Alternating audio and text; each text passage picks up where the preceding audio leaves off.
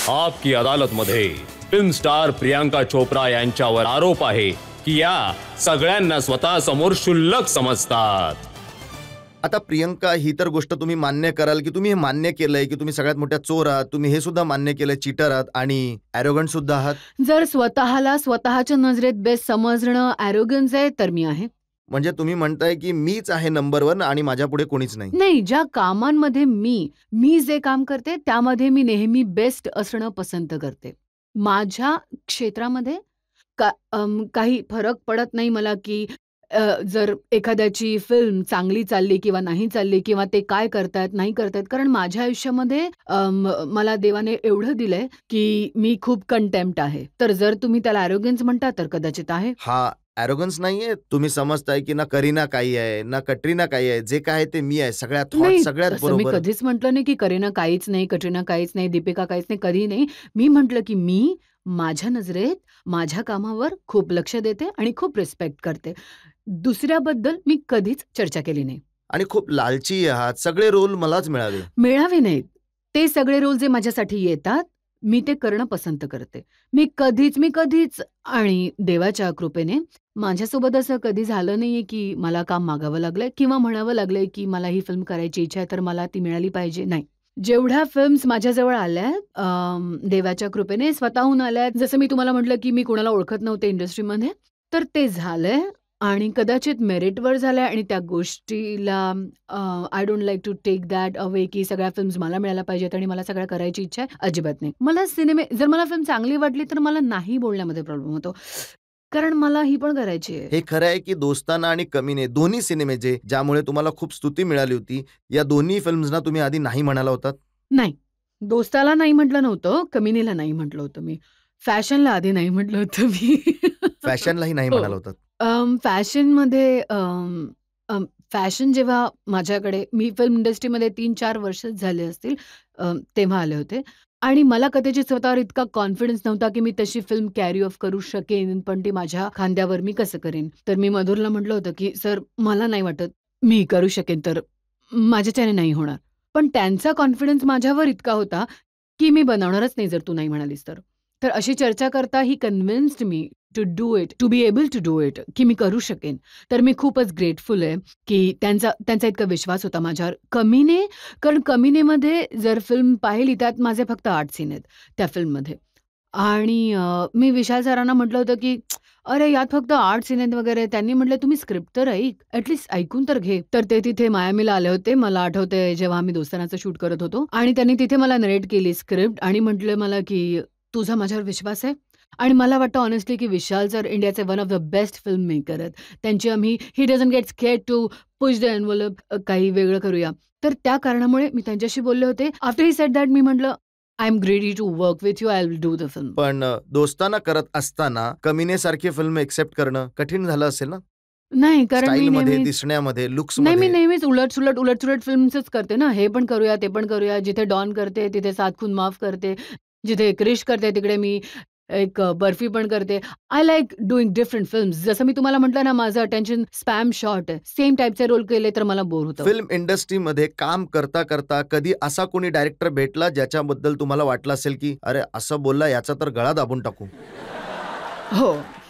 एक मुलगी असल्यामुळे खूप वेळा झालं असं. पण आता मी बोलणार नाही. मी विसरून जाते या गोष्टींना. पण असं होतं. खूप लोकांसोबत असं होतं आणि स्पेशली कारण मी कुठल्याही फिल्म बॅकग्राऊंडमधून आले नाहीये आणि माझा कोणी गॉडफादरही नाहीये या फिल्म इंडस्ट्रीमध्ये. जेव्हा तुम्ही एक एकटी मुलगी असता, तर खूप लोक विचार करत असतील की काही फ्रीडम किंवा काही असं काहीतरी बोलताना की वरून कोणी कोणाच्या छत्रछायेखाली तर नाहीये ना मी. तसं खूपदा होतं माझ्याबरोबर. पण माझ्या पेरेंट्सने मला खूप चांगल्या संस्कारांनी वाढवलंय. तर कधी असं नाही झालं की कोणत्या अशा प्रकरणामुळे कोणती फिल्म नाही, मी सोडावी लागली सोडल्या ना असेल? फिल्म्स सोडल्या आहेत. त्या डायरेक्टर्ससोबत काम केल्याने त्याच्यानंतर मी सेटवरून वॉकआउट केलेलं आहे. मी खूप सेल्फ रिस्पेक्टिव्ह आहे. माझा स्वाभिमान माझ्यासाठी सगळ्यात महत्त्वाचा असतो. एका डायरेक्टरने गरजेपेक्षा जास्त एक्सपोज करायला सांगितलं आणि अननेसेसरीली. तेव्हा तुम्ही ती फिल्म सोडून दिली हो. होती.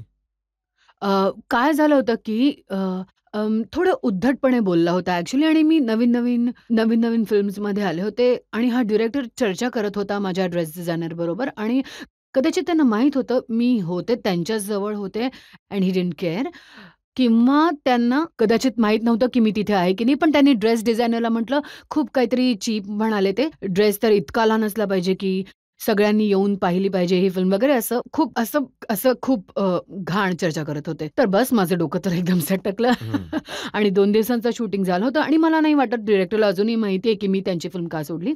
पण दुसऱ्या दिवशी मी घरी गेले आणि नवीन फिल्म इंडस्ट्रीमध्ये मी आले होते. कदाचित इतके पैसे पण नव्हते. मी माझ्या आईला म्हटलं की सायनिंग अमाउंट परत कर आणि 2 दिवसांच्या शूटिंगमध्ये जितका खर्च झाला असेल तो पण परत कर. मला ही फिल्म नाही करायची आणि मी सोडून दिली. आय थिंक जर ते हा शो बघत असतील तर कदाचित त्यांना समजून जाईल की मी त्यांच्याबद्दलच चर्चा करते. त्याच्यानंतर मी त्यांच्यासोबत कधी काम नाही केलं. आणि एक तुम्ही हेही म्हणतात मला की जे काही विचारायचं आहे थोडं अदबीने विचारा. रजतजी, तुमच्याबद्दल तर आम्हाला माहितीच आहे. पद्धत आणि अदब तर तुम्हाला येतेच. आजकाल ऐकलंय चांगल्या रोलसाठी साईज 0ची आवश्यकता असते. माझी तर नाहीये. मला तर चांगल्या फिल्म्स, चांगले रोल्स मिळतात तर मला माहित नाही. आणि तुम्ही काही करतही नाही यासाठी. मी ऐकलंय पराठेही खाता तुम्ही आणि जिम मध्ये जायलाही घाबरता. घाबरत नाही जिमला जाण्यासाठी. मी थोडीशी आळशी आहे जिमच्या बाबतीत. मला आय वर्क अ लॉट कारण जसं तुम्ही म्हटलं ना, मी खूप ग्रीडी आहे. मी सगळ्या फिल्म करत असते. तर जर कोणती फिल्म चांगली आली आणि देवाच्या कृपेने खूप चांगल्या फिल्म्स माझ्याजवळ येतात, तर माझ्याच्याने नाही म्हटलं जात नाही. तर मी वर्षामध्ये 6 फिल्म करते आणि मला तर वेळच मिळत नाही. त्यामुळे जेव्हा मी घरी येते तेव्हा मी खूप थकलेली असते. मी जिमलाच जाऊ शकत नाही आणि मला ते आवडतही नाही. तर माझ्याकडे एक कारणही तयार होतं की मी किती काम करते आणि माझ्या आईला तर खूप वाईट वाटतं माझ्यासाठी की माझी राणी येऊन जरा झोप. काही हरकत नाही, जिमला जायची गरज नाही. आणि मग खायला पण घालते थोडंफार आणि आय लव्ह माय फूड. जितकं पण कोणी काहीही म्हणो, मी खूप पंजाबी आहे या बाबतीत. मला खूप पराठे आवडतात. तर मला वाटतं हो, मला आय लाइक माय फूड. मी खूप ब्लेस्ड आहे. मी मेटाबॉलिकली खूप ब्लेस्ड आहे. दोस्तानाच्या दरम्यान जॉनने तुम्हाला नाही सांगितलं की कसं खाल्लं पाहिजे, कमी खाल्लं पाहिजे, थोडी एक्सरसाइज केली पाहिजे? नाही, ॲक्चुअली कसं होत होतं, की जॉन मला सांगत होता आणि तो बसून स्टीम फिश खात असायचा, बिना मिठाचा. आणि मी त्याच्यासोबत बसून पास्ता खात असायचे किंवा पिझ्झा खात असायचे. तर कारण त्याला इतकं वाईट वाटायचं, की मी इतकं सगळं खाते असायचे. तो मला म्हणायचा प्रयत्न करायचा, की "काय तू कसं खाऊ शकतेस? कधीतरी कॅच अप करेल वगैरे." मी म्हणायचे, "हां, बघू. जेव्हा तो दिवस येईल तेव्हा जाईन मी जिमला. आता जायची गरज नाहीये ना." कारण ते जेव्हाही मला भेटतात 2-3 लेसन्स देतातच. काय खाल्लं हो, पाहिजे आणि मला काय पण करायला लेसन्स पाहिजे. देत होते ते. "इतकं खात असतेस, ईट हेल्दी." नाही जी होत बस फिटनेसवर आता. लक्ष देत नाही, जी बॉडीवर लक्ष देत नाही, जी जिमला जात नाही, एक्सरसाइज नाही करत, अशी मुलगी खतरो के खिलाडी सारखा शो अँकरिंग करण्याचं काम करते. कारण मी खूप मला वाटतं चपळता आणि खेळाडू वृत्तीचा जिमशी काही घेणं-देणं नाही. खूप लोकांचं असं आहे, की ज्यांची बॉडी खूप चांगली असते, पण मी त्यांना 100 मीटर रेसमध्ये 2 मिनिटात हरवू शकते किंवा मी शीर्षासन करू शकते आणि ते कदाचित उलटे पण होऊ शकत नाहीत. तर चपळतेचं त्याच्याशी काहीच घेणं-देणं नाहीये. मी खूप स्पोर्टिव्ह होते नेहमीच. गेम्स खेळणं, पळापळी हे सगळं माझ्यामध्ये नेहमीच राहिलेलं आहे. So I am very energetic by nature. त्यामुळे मला वाटतं त्या तर कारणामुळे. एक खतरो के खेळ खेळण्यासाठी अक्षय कुमार कडून काही ट्रेनिंग घेतली होती, काही लेसन्स दिले होते नाही, त्यांनी? मला तर गरजच नव्हती. मी नेहमीच धोक्यांबरोबर की ते खेळले. सुद्धा त्या कॅटेगरीमध्ये आहेत ज्यांच्याशी बोलणं होत नाही? नाही, मी कदाचित त्यांच्या कॅटेगरीमध्ये नाहीये. मला काही प्रॉब्लेम नाहीये त्यांच्याकडून. खूप साऱ्या लोकांनी मला विचारलं की प्रियांकाला नक्की विचारा जो ट्रेनवर बाईक चढवण्याचा स्टंट होता. काय त्यांनी स्वतः केला होता? अरे, तुम्ही खतरों के खिलाडीचं मेकिंग बघा. तुम्ही प्लीज ते मागवून बघा आणि मी बाईक चालवत होते जेव्हा, इट्स व्हेरी डेंजरस आणि मी ॲक्चुअली बाईक चालवणं डॉनसाठी शिकले होते. सगळ्यात आधी डॉनसाठी. मला बाईक चालवण्याचा खूप छंद आहे आणि मला ती गिअरवाली बाईक चालवता येत नव्हती. तर ते शिकले होते मी डॉनसाठी एका सीनसाठी. तर ते खूप कामी आलं तिथे. पेरेंट्सने अडवलं नाही? आई-वडिलांनी असं नाही म्हटलं की बाळा निदान हे तरी नको म्हणून करू तर मी कमीत बाबांना कमी? घेऊन गेले नाही ब्राझीलला. मी म्हटलं, "बाबा तुम्ही कशाला येताय इतक्या लांब?" त्यांना तर माहिती नव्हतं जोपर्यंत ते टीव्हीवर पाहिलं नाही. पण माझी आई आली होती, पण मी त्यांना शॉपिंगला वगैरे पाठवून द्यायचे. बरं. इथे ज्या लोकांना प्रश्न विचारायचे मी तुम्हाला कॉफी विथ करणमध्ये पाहिलंय. मी आता फक्त एक नाव घेणार आहे आणि मला फक्त तुमचे एक्सप्रेशन्स ओह पाहिजे. God stop Shahrukh it. Khan. मी पण डोळे बंद केले. प्लीज मॅम, फक्त एकदा तरी. नाही स्टॉप शाहरुख इट. खान. अरे शाहरुख अरे खान. Stop it. अच्छा आता बस हं. शाहरुखचा असा काय प्रॉब्लेम आहे? सर ते पण त्या लिस्टमध्ये आहेत. तुम्हाला काय माहित? कोणाला माहीतच नाहीये? अच्छा. ते पण त्या लिस्टमध्ये ज्यांच्याशी मी बोलत नाही. त्यांच्यासमोर तोंडच उघडत नाही माझं. ती वेगळी गोष्ट आहे. पण जनतेच्या समोर त्यांची मिमिक्री तर तुम्ही करून दाखवता. हो, त्यांची परमिशन मिळवूनच. मी त्यांना विचारलं होतं आधी जाऊन, "बघा, बघा मी असं-असं करणार, is it okay end all?" He said, "हो, हो, तू तर 7 खून माफ आहेत."